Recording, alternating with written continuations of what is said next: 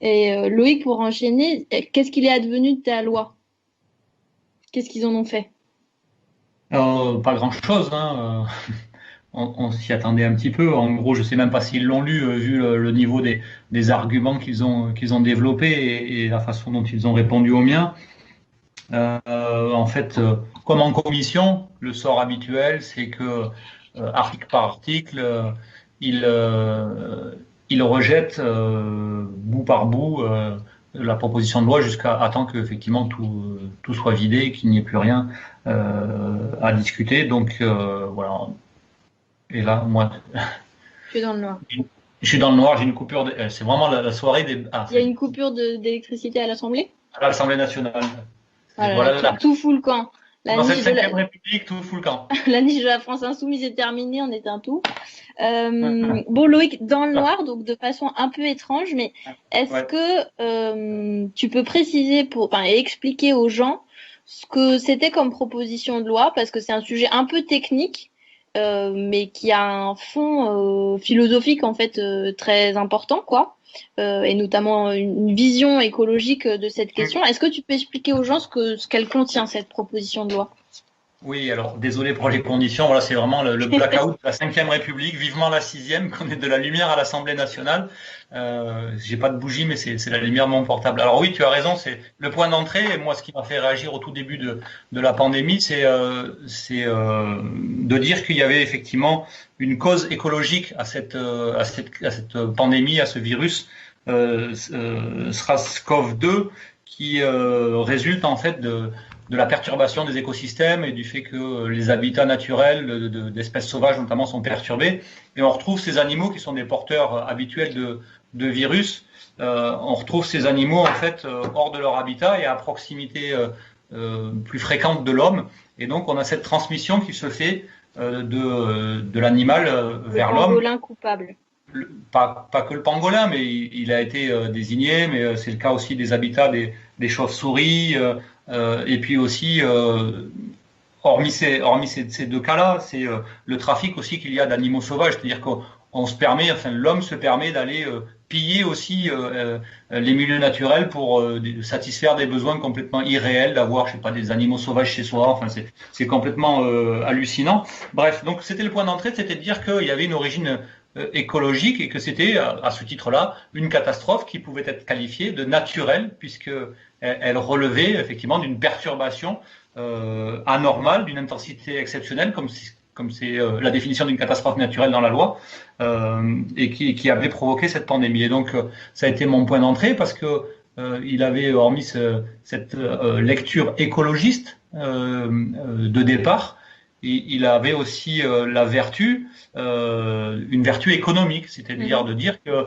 il fallait que du coup on fasse ensemble face à cette pandémie et que notamment sur le tissu économique du pays, on fasse ensemble, on mutualise nos ressources pour arriver à affronter cette situation tout à fait inédite. Ouais, parce que en creux, ce que ça dit aussi, c'est que le modèle actuel d'indemnisation par les assurances, il est insuffisant en cela qu'il permet pas du tout de répondre à l'éventualité qu'on a rencontrée là, en l'occurrence. Et nous, on pense, et on n'est pas les seuls à le penser, malheureusement, ce type de phénomène va se reproduire. Et donc, en quoi le modèle actuel est insuffisant pour Ouais. rentrer un peu dans le fond Ouais. du sujet, quoi. On va rentrer un peu dans le fond et un peu dans le technique. Alors je vais essayer d'être aussi Ouais, en pédagogue vulgarisant. et vulgariser au maximum, mais c'est finalement assez simple. Je vais tâcher de le rendre simple. C'est qu'aujourd'hui, le dispositif catastrophe naturelle, il répond à des situations où il y a des dommages matériels. C'est-à-dire que voilà, il y a une crue exceptionnelle, un torrent de boue qui ravage votre boulangerie, les locaux sont détruits ou inutilisables. Eh bien, en fait, le dispositif permet de réparer des dégâts matériels. Mais là, on rentre dans un phénomène, dans une catastrophe naturelle d'un autre ordre. C'est-à-dire qu'il n'y a pas de destruction aux biens. L'outil de production, en fait, il est intact. Mais juste, vous pouvez plus bosser parce que il est impossible de se déplacer. Il y a des mesures de confinement généralisées. Et donc là, on est sur ce que l'on appelle des dommages non matériels. Donc c'est tout à fait inédit et on est dans une espèce de flou, de zone grise juridique, parce qu'il y a quand même, il faut le dire, hein, et on le voit aujourd'hui pour les gens qui suivent cette histoire-là, du contentieux qui s'ouvre fortement sur cette affaire, parce que bien que aujourd'hui catastrophe naturelle, c'est sur des soucis où il y a des dommages matériels, il y a quand même des couvertures qui sont des garanties qui couvrent des risques, notamment sanitaires, qui sont des choses optionnelles que certains assurés avaient souscrit et qui pouvaient du coup s'appliquer parfaitement à la situation là. Et là même dans ce cas-là, les assureurs ont dit bah non, mais pandémie, vous n'y pensez pas, ça n'est pas un problème sanitaire au sens où on l'avait écrit dans nos contrats, et jouer sur une ambiguïté des contrats, sur le fait aussi qu'ils sont assez malins pour écrire leur contrat de façon à ce qu'on puisse toujours les interpréter, en tout cas qu'eux puissent les interpréter plutôt à leur avantage. Et donc là, il y a un contentieux et ils ont commencé déjà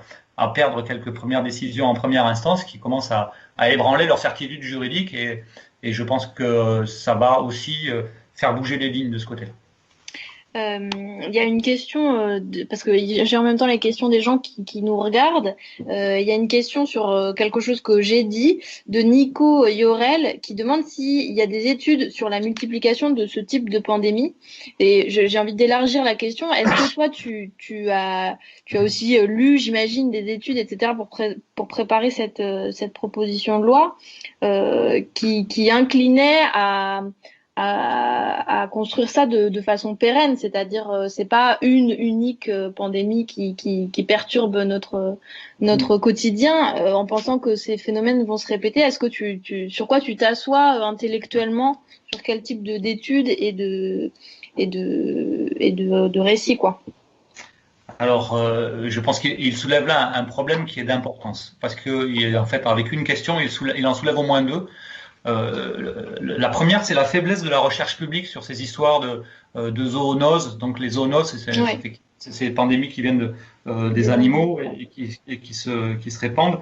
Et la façon dont ça se propage à l'homme, et il y a une faiblesse majeure, et j'ai lu beaucoup d'articles, c'est l'avantage du confinement, c'est que j'ai pu lire quand même pas mal de choses qui pointaient le fait qu'il y a peu de spécialistes de ces questions-là. On a quelques chercheurs en France, mais c'est tout à fait marginal, et en tout cas c'est pas à la hauteur de ces nouveaux enjeux. Et notamment, j'avais cité dans mes vidéos ces deux chercheurs du CNRS qui avaient pu documenter le fait qu'il y avait des virus qui étaient aujourd'hui prisonniers du permafrost, hein, ce soit le gelé permanent du pôle Nord notamment, et qui avec le réchauffement climatique fondaient et libéraient des nouveaux virus qui allaient effectivement se répandre et qu'on allait devoir affronter à nouveau. Donc faiblesse des études scientifiques, et du coup comment on fait pour pouvoir documenter la fréquence de retour de ce type de risque. Oui. Et donc c'est ce que les assureurs appellent des études. Leur risque à eux, quoi. Ouais, leur risque, on appelle ça des études actuarielles, qui permet de dire bon écoutez, si ça revient tous les 50 ans, je peux à peu près tabler sur ça. Si c'est autre chose. Si c'est tous les siècles, c'est pas la même affaire. Et là, c'est là tout l'enjeu et je pense tout l'intérêt de notre proposition de loi. C'est que dans l'état actuel des connaissances, la fourchette d'estimation, elle est entre une probabilité de retour de 20 à 50 ans. Mais avec toute la marge d'erreur que je relève par la faiblesse des publications scientifiques pour l'instant là-dessus.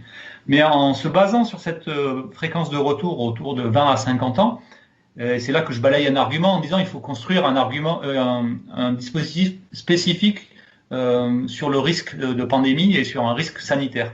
Mais si il s'avère que ça revient que tous les 50 ans et qu'on a construit un régime spécial de risque pour ce truc-là, mais personne ne va jamais souscrire ça. Moi, je reprends l'exemple de mon boulanger. Mon boulanger, il s'installe, lui, bon, allez, s'il n'est pas tout jeune, même s'il est un peu jeune, mais, il dit, moi, je veux faire 40 ans d'activité, j'ai un risque qui revient tous les 50 ans, j'ai aucune raison de m'assurer pour un risque, j'ai une forte probabilité qu'il n'arrive jamais, donc je ne vais pas cotiser pour rien. Et donc, l'intérêt de l'insérer dans le régime catastrophe naturelle actuel, c'est que non seulement les catastrophes naturelles au sens classique vont elles aussi devenir plus fréquentes, et du coup, y associer ce régime pandémie sanitaire, ça permet de s'assurer pour un risque dont on sait que la garantie que l'on va souscrire, elle va nous servir. Bien et sûr. donc, on va souscrire cette garantie. Sinon, avoir un dispositif qui intellectuellement est satisfaisant, mais qui pratiquement ne s'appliquera jamais, ça fonctionne pas non plus. Donc, voilà, j'espère avoir répondu à cette question sur fréquence de retour et les études sur lesquelles on s'est basé pour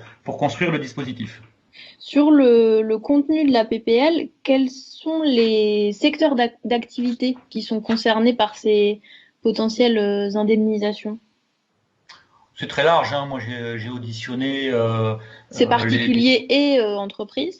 Alors là, on est vraiment sur un dispositif qui s'adresse clairement, enfin c'est l'intention, aux entreprises, TPE, PME, artisans, indépendants, tous les gens qui vont avoir à subir ce que l'on appelle des pertes d'exploitation.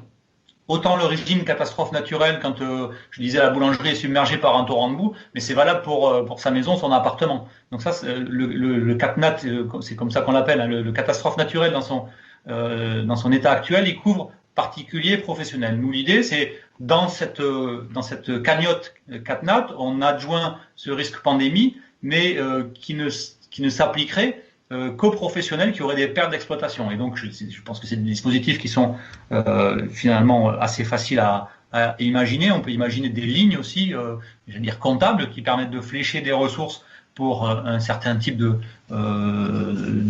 risque. Et puis des dispositifs de transfert d'un risque à l'autre, puisqu'il est, je le disais, nécessaire d'avoir quelque chose qui soit mis en jeu d'une manière assez fréquente. Plus dans le détail, dans la proposition de loi, qu'est-ce que c'est les mécanismes, les propositions concrètes qui sont contenues dans le texte de loi que tu proposais? Oui, alors la première, c'était d'arrêter sur ce flou juridique, la zone de non-droit, ou en tout cas de zone grise, où on dit, bah non, finalement, les pandémies, c'est pas un risque qui est dans le contrat, etc., etc. Donc déjà, on précisait que le régime catastrophe naturelle, du coup, était étendu à des dommages non matériels, ce que j'expliquais tout à l'heure.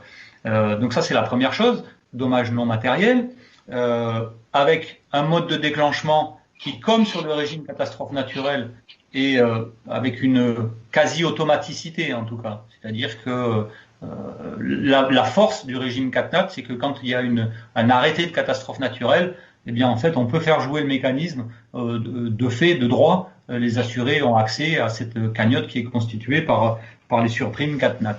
Donc là, c'était aussi deuxièmement donc l'automaticité de la mise en œuvre. Et ça, c'était les deux premières choses. Et après, sur les dispositifs particuliers, c'était justement le dispositif de financement, parce que ce qui nous a été opposé, c'était de dire, bah, vous allez rentrer un nouveau risque qui est aujourd'hui inassurable, c'est trop large, et tout ça, on ne sait pas bien le cerner. Et donc, on risque d'avoir une explosion des cotisations d'assurance, ou en tout cas des surprimes. Donc, dans notre proposition de loi, on disait, il est hors de question, on gèle ces surprimes pour pas que ça fasse exploser effectivement les surprimes et les cotisations d'assurance payées par les assurés professionnels en l'occurrence. Et on trouvait une autre ressource de financement. Et ça a été aussi une des grosses discussions, c'est-à-dire que pendant cette pandémie où on appelait tout le monde à de la solidarité et que les assureurs, eux, ils étaient plutôt en train de faire de la solidarité actionnariale que de la solidarité nationale, ils versent pour les 5 plus gros entre 3 millions et demi et 3 milliards et demi et 4 milliards d'euros de dividendes par an, et là, ils n'ont pas arrêté, en fait. On a vu qu'ils commencent à faire marche arrière, parce qu'ils commencent à sentir que le vent du boulet qui leur passe pas très loin. Donc, le dispositif de financement, c'était de dire, bah, vous avez, vous aussi, à contribuer sur la montagne d'euros sur laquelle vous êtes assis, qui sont nos cotisations, les cotisations de tous les Français, les Françaises, des professionnels, notamment, ben, il y a moyen de mutualiser et de faire face à un risque. Et ça, c'était une des propositions.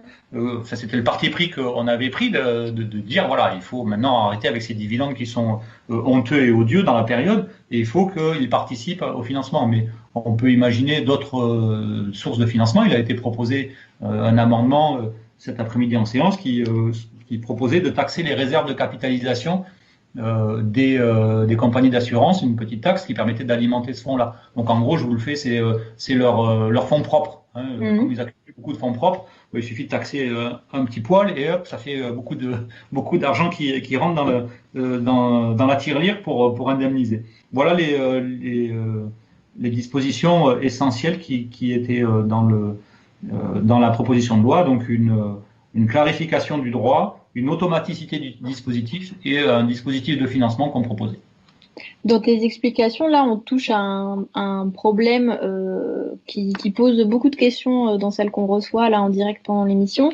C'est la question de l'équilibre en fait budgétaire au niveau de l'assurance. Les gens demandent grosso modo, est-ce que les assurances ont vraiment les moyens d'indemniser les TPE-PME sur ce risque Covid s'il est transformé en pandémie et sur les pandémies plus généralement si on arrive à les intégrer au statut catastrophe naturelle. Est-ce que cet équilibre financier dans les masses globales, il est possible?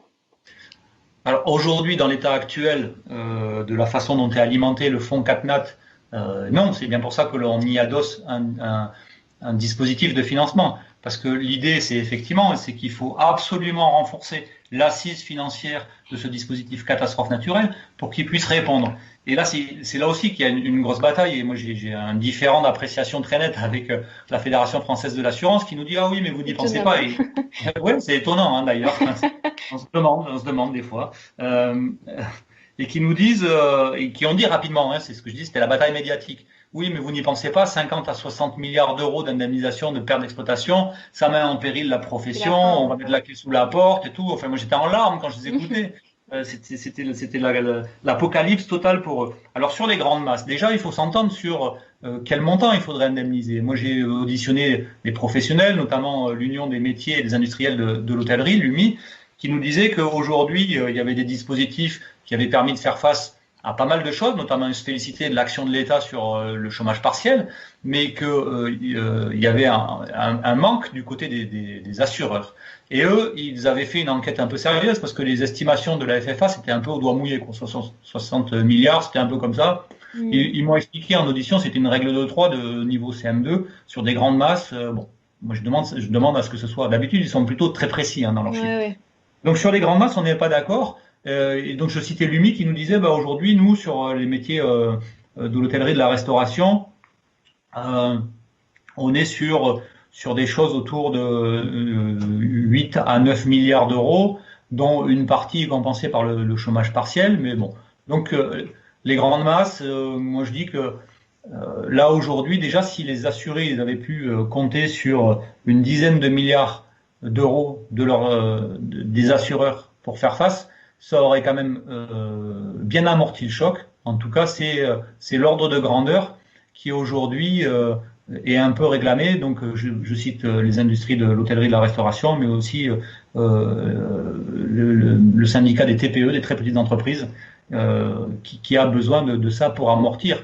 Alors, c'est pas la panacée, mais c'est un complément qui est absolument indispensable aux mesures prises par l'État et qui est en fait, c'est ce qu'on remet en cause aussi, l'essence même du métier d'assureur. Alors, le métier d'assureur, il faut s'entendre, c'est la mutualisation d'un risque pour pouvoir le garantir le jour où on s'y trouve confronté. Alors, les mutuelles, on a vu d'ailleurs qu'il y avait une divergence de vue entre les sociétés privées et les mutuelles d'assurance. Les mutuelles ont gardé cette essence même du métier d'assureur. Les autres, je pense qu'elles ont un petit peu oublié pourquoi elles étaient là. C'est-à-dire qu'elles mutualisent pas tellement le risque pour pouvoir nous indemniser, mais elles mutualisent nos cotisations pour pouvoir verser des dividendes. Et donc, pour moi, c'est vraiment la dérive hyper capitaliste, hyper financiarisée du monde de l'assurance que l'on pointe aussi, que l'on remet en question dans cette disposition. Donc, je ne sais pas si j'ai bien répondu sur les grandes masses, mais voilà, ça donne une idée, quoi. C'est voilà, on reparle de 10. Allez, si on était vraiment hyper généreux et un peu révolutionnaire, ce qui est le cas, on dirait il faudrait 20 milliards.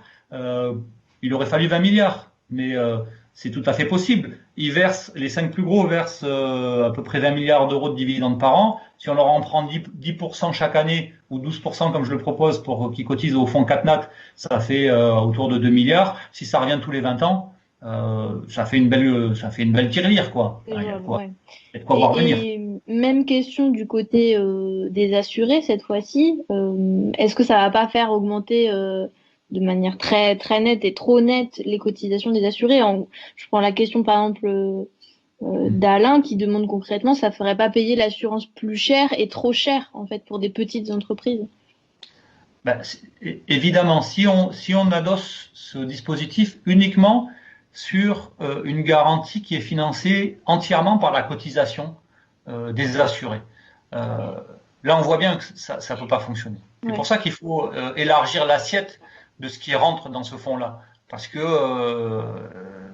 effectivement, ça serait l'explosion de la cotisation d'assurance pour ce risque dont la fréquence de retour est assez incertaine. C'est aussi l'enjeu du dispositif. C'est de dire on ne peut pas uniquement s'adosser sur les cotisations des assurés parce que c'est trop important. Mais c'est aussi la manière dont fonctionne. Et on nous le disait c'est inassurable le catastrophe naturelle en 82 quand le fonds a été créé. Mais c'était aussi l'enjeu, c'est-à-dire qu'aujourd'hui, la surprime, elle couvre pas entièrement. C'est pour ça que d'ailleurs, et on va reparler peut-être de réassurance après, les assureurs versent le dispositif, mais le dispositif, il est réassuré par une entité qui s'appelle la Caisse centrale de réassurance, qui est une entité l'assurance de l'assurance, quoi.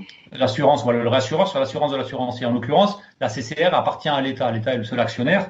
Et du coup, ça fait que quand la CCR ne peut pas réassurer les assureurs sur des gros risques, c'est l'État qui intervient en dernier recours. Ça s'est produit une seule fois depuis que le fonds existe, c'est en 99, au moment des grosses tempêtes, où tout le dispositif a joué jusqu'au dernier échelon où l'État a pris en charge les derniers milliards d'euros qu'il fallait prendre en charge. Mais avant ça, il y avait une vraie solidarité de tous les échelons, donc par ces cotisations engrangées au fil de l'eau.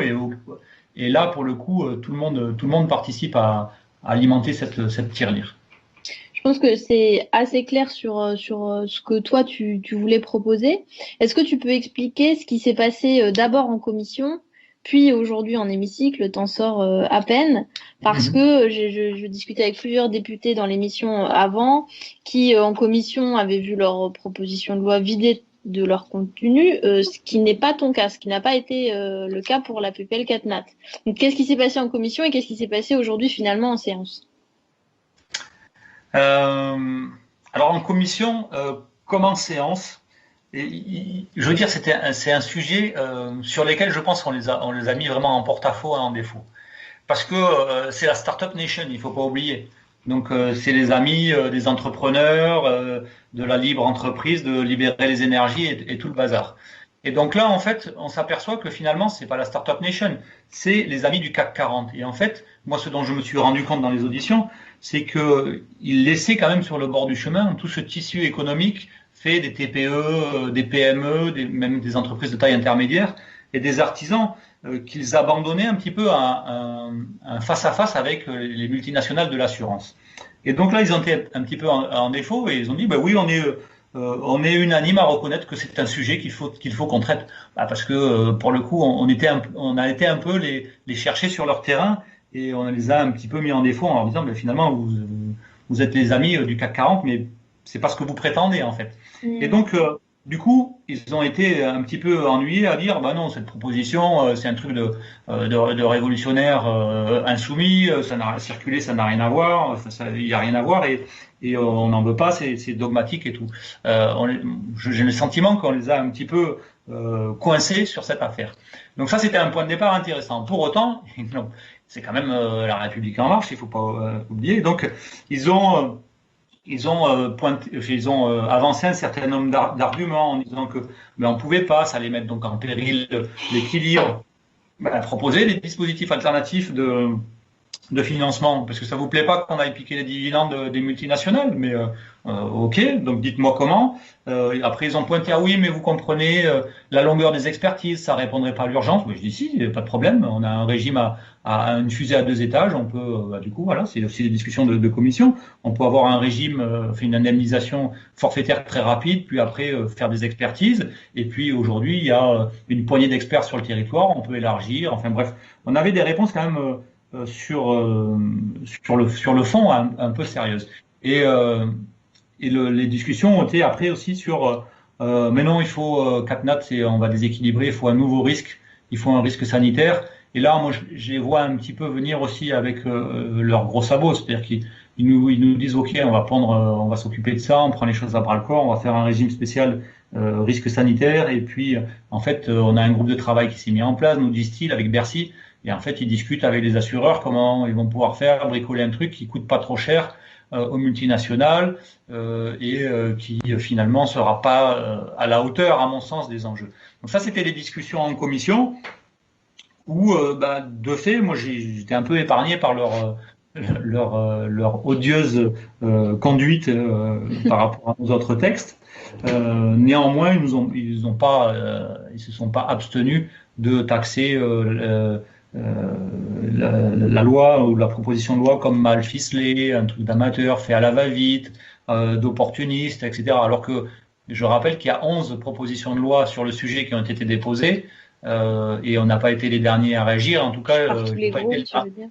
Oui, par tous les groupes. J'ai pas été le dernier à m'exprimer très très rapidement sur le sujet. Et, bon, voilà comment ça s'est passé en commission. Et là, bon, c'était pareil en séance. Et vous l'avez vu, ça a été la même réponse qu'il faisait à Alexis aussi. Hein. C'est surtout laissez-nous. On préfère la discussion avec le groupe de travail, avec les assureurs, avec Bercy, que la contrainte normative. Mais on vous promet, si ça se passe mal, on reviendra devant le Parlement et on prendra on prendra des mesures. Alors vous allez voir ce que vous allez voir, les amis. Mais vous faites quoi? Je veux dire, on est au Parlement et vous êtes en train de nous dire dessaisissez-vous de toutes les problématiques législatives qui se posent à nous et laissez-nous faire des commissions, des tables rondes et des machins. Mais moi je suis pas là pour faire joli sur le décor. Je veux dire, j'ai un problème majeur là qui se pose au pays. Qu'est-ce que moi je peux proposer comme solution, comme parlementaire? Qu'est-ce qu'on peut proposer nous, groupe France Insoumise, comme solution, quelque chose d'un petit peu construit intellectuellement, qu'on propose à la discussion, qui fait vraiment débat. Mais je pense qu'ils n'ont pas compris encore après 3 ans que l'Assemblée nationale c'était l'endroit où on faisait la loi et ils sont encore dans leur truc. Pour ceux qui sont coutumiers de la novlangue de la République en marche, c'est name and shame, quoi. En gros, bon, si la table ronde ça aboutit pas, on mettra votre nom dans les journaux, vous allez voir, ça va vous coûter cher en images et tout. Mais non, c'est pas sérieux. Encore faudrait-il en plus vraiment le mettre à exécution, quoi. Mais oui. Non, mais voilà, c'est en fait, ils sont là face à des multinationales du CAC 40 avec leur pistolet à eau, et puis ils nous font croire que là, vraiment, ça va bouger, quoi. Bon, on a bien vu que ça bouge pas. Sur les rapports de force, sur cette question à l'Assemblée, tu le disais, il y a eu vraiment beaucoup de propositions de loi qui ont pointé ce sujet parce que c'est évidemment un sujet majeur au sortir du confinement pour plein de petites entreprises qui sont très en danger. Est-ce que dans les débats, il y avait quand même des alliés sur ce sujet, y compris peut-être des alliés dont on n'a pas l'habitude, avec lesquels on n'a pas l'habitude d'être d'accord, mais quels étaient les positionnements des autres groupes, à part les macronistes dont tu viens de décrire l'attitude? Je disais tout à l'heure, ça fait l'unanimité sur l'indigence de la réponse du milieu de l'assurance dans la période. Ça, tout le monde est d'accord. Après, sur les positions particulières sur la proposition de loi, oui, il y a eu des gens qui finalement se sont ralliés. En tout cas, on dit que la proposition, elle n'était pas aussi ridicule et mal ficelée que l'a qualifiée La République en marche. Je pense d'abord au groupe des Républicains. Alors eux, ils ont d'autres habitudes. C'est vrai qu'ils n'aiment pas trop que l'on taxe le grand capital ou les patrons. Je ne sais pas comment il faut le qualifier. Et donc ils sont d'accord avec nous sur le fait qu'il faut absolument ne pas laisser les artisans, les PME, les TPE sur le terrain parce qu'ils ont historiquement aussi cette position auprès du tissu économique local. Et ils voient bien que là, ils ont aussi une pression du terrain, hein, de la population, de leurs électeurs, pour ne pas les lâcher en campagne. Donc ça, c'était assez inattendu, mais finalement pas si surprenant que ça. Donc ça, ça a été des alliés pour dire que c'est un sujet central. Après, plus naturellement, sur l'autre côté de l'hémicycle, le groupe GDR, notamment, avec du coup des propositions constructives. J'ai évoqué tout à l'heure la proposition de taxer les réserves de capitalisation des assureurs. Donc ça, le groupe GDR a proposé aussi des alternatives pour avoir un financement qui soit à la hauteur. Plus surprenant, j'ai réussi, il me semble, à convaincre le groupe socialiste Alors, une fois n'est pas coutume, mettez une pierre blanche sur votre calendrier qui était là pour dire on va construire un régime purement pandémie sanitaire, risque sanitaire, avec un régime spécifique. Et quand je leur ai expliqué l'histoire que si un fonds il existe et qu'il n'est pas sollicité régulièrement, ça tombe en désuétude, ça marche pas.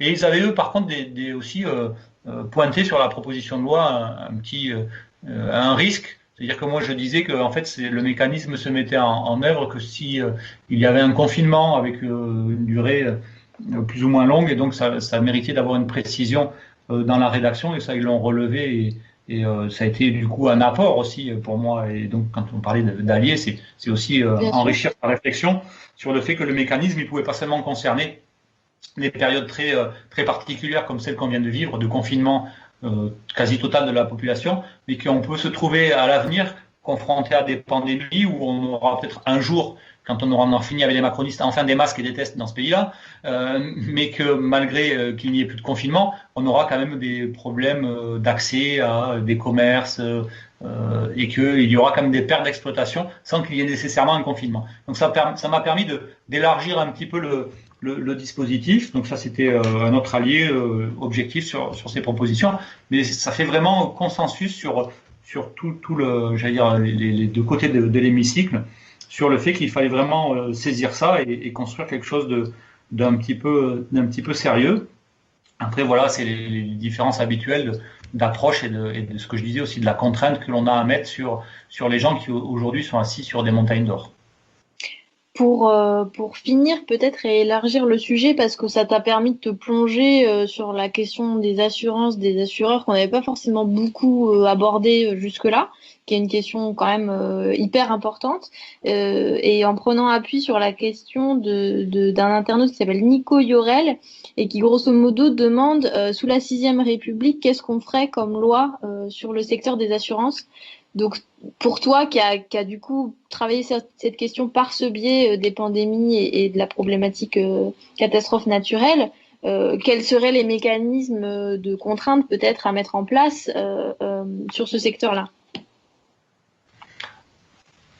Je pense qu'on aura un travail immense là-dessus. Je disais à quel point, pour moi, c'est quasiment un problème de la philosophie même du métier d'assureur. C'est-à-dire que aujourd'hui, on a vu d'ailleurs qu'il y avait un clivage au sein de la Fédération française de l'assurance, qui est d'ailleurs une construction assez nouvelle, elle date de 2016, si ma mémoire est bonne. Je l'ai qualifié du mariage de la carpe et du lapin, parce que là-dedans, on trouve des assureurs mutualistes et puis des assureurs privés qui sont là que comme ils vendraient des boutons de chemise, quoi, c'est-à-dire pour faire du profit. Donc je pense qu'il faudrait peut-être qu'on ait une loi générale qui réglemente ce secteur de l'assurance et qui peut-être, sinon que l'on n'ait que des assureurs mutualistes, où les assurés sont aussi partie prenante de la gouvernance de leur assurance, et ça c'est mon modèle, j'allais dire, idéal. Après, il faut être aussi pragmatique et faire avec ce qu'on en a, mais en tout cas, ne réglementer fortement la distribution des dividendes dans ce secteur-là. C'est-à-dire qu'on ne peut pas faire de l'assurance uniquement pour distribuer des dividendes à hauteur de plusieurs milliards d'euros par an, et au moindre pépin, se dire ah ben non, c'est pas dans les contrats, et les contrats sont en plus tellement mal écrits que ça les arrange bien. Donc en 6e République, je pense qu'il y aurait vraiment à rebâtir un cadre, c'est un rapport de force, on le sait bien, un cadre commun sur ce métier d'assureur. Ça, c'est une évidence. Après, sur la problématique particulière, pandémie sanitaire, catastrophe naturelle, c'est une évidence. C'est une évidence que c'est là la préface, comme l'a dit quelqu'un cet après-midi en séance, c'est la préface de ce qui nous attend à l'avenir en termes de catastrophes naturelles au sens classique, comme je le disais, avec des épisodes météorologiques extrêmes, très violents, très intenses, mais également avec des pandémies dont peut-être on n'avait pas imaginé celle-là, mais sans doute la suivante. On a pourtant beaucoup cogité ces derniers mois, mais il va nous tomber un truc sur le coin du bec qu'on n'a même pas imaginé aujourd'hui.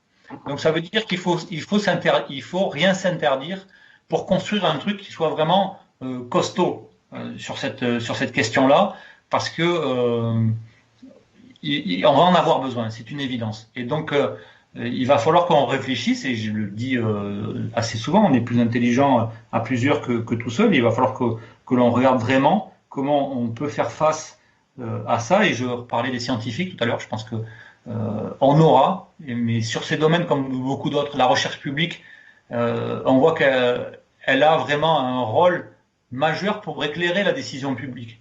Et là, en l'occurrence, l'absence de recherche scientifique, je l'ai pointé tout à l'heure sur le problème des études actuarielles qui peuvent se baser sur aucune publication suffisante en nombre et en spectre d'analyse. Mais je voudrais aussi vous rappeler l'alerte de ce professeur du CNRS d'Aix-en-Provence qui s'appelle le professeur Canard. C'est pas un pseudo, c'est son vrai nom,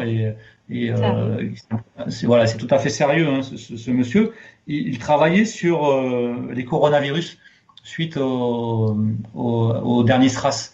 Quand l'épidémie est passée, les financements aussi sont passés. On lui a coupé tous les robinets, et donc voilà, c'est le laboratoire de référence sur coronavirus en France. Et le gars, ça fait dont 5 on se rappelle la pertinence. Ouais, mais il a plus de financement depuis 6 ans. Mais si le gars, on l'avait financé depuis 6 ans, son labo, avec des financements récurrents publics, il aurait pu sans doute être utile déjà à amortir le choc de cette épidémie-là. Et puis, voilà, on aurait eu moins à amortir. Et de l'autre côté, on aurait aussi des études un peu costauds, un peu construites pour imaginer un modèle actuariel qui nous permette de faire face aux prochaines. Donc, j'ai pas de réponse. C'est des pistes, en tout cas. Ouais. Tranchée, voilà, je veux dire, c'est pas un claquement de doigts qui va nous dire, voilà, on a la solution, on a la science infuse, la France insoumise va vous régler ça dès qu'elle sera au pouvoir, ce qui ne va pas tarder à arriver, inévitablement. Je vois pas comment on peut s'en sortir sinon. Mais il va falloir remettre tout ça en route, remettre toutes les choses à l'endroit, arrêter de filer des crédits impôt recherche, on l'a vu avec des gens de Sanofi qui veulent se barrer aux États-Unis avec, mais mettre l'argent dans les labos publics qui nous aident à prendre des décisions intelligentes dont on a besoin et dont l'intérêt général a besoin aujourd'hui. Super, merci beaucoup Loïc, c'était très clair et très intéressant. Bon retour, j'imagine, en terre bordelaise demain. Et puis je repasse la parole à Pierre pour la conclusion de cette émission en direct toute la journée sur les niches. Tu étais le dernier député à intervenir pour nous raconter ce qui s'était passé aujourd'hui en hémicycle. À très bientôt Loïc, et puis Pierre, c'est à toi.